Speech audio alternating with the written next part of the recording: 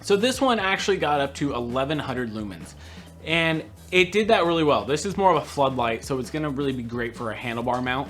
I've had this thing for well over a year and a half now. It was originally my go-to mountain bike light, but it has since been replaced by the Seika 2500 from Light in Motion that you can see up right here. So right away, this thing on full power would last about 1 hour and 15 minutes.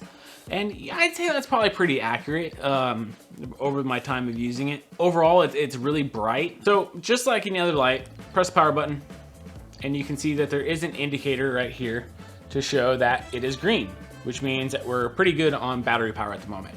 And you know, you can full power, which they call overdrive, which is 1100 lumens. You have blast, which is 600 lumens. Enduro, which is 450 lumens. And my tablet turned off. Economy, which is 150 lumens. You have a flash and a pulse. Yeah, overall, this light has been really good. One of my biggest complaints with this light is that to actually get to the back to charge it, it's quite deep in there for the actual micro USB plug. And unless you have the right shaped plug, it won't go in and charge flat out. You can't get the cord in there. You can't get the you can't get it in there.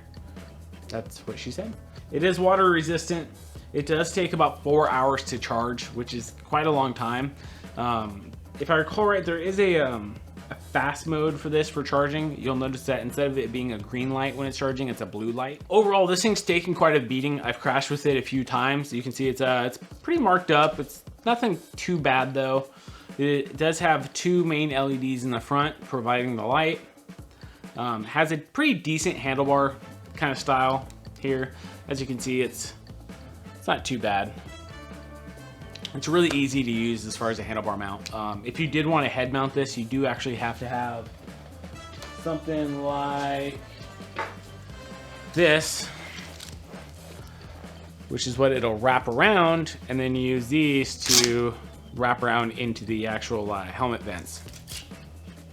So the newer version of this is actually the 1300 lumen one, which is the XXL macro drive, which does have 3 lights, it looks like. So looking at the overdrive, which is 1300 lumens, on the new one, you get 2.5 hours worth of light. So if it's the same kind of design as this is, that's not a bad one to look at. That's a lot of light for 2.5 hours. I'd be really interested to see if you can actually get that out of it, or how big that light is. You know, it's definitely a little bit chunkier, a little bit taller.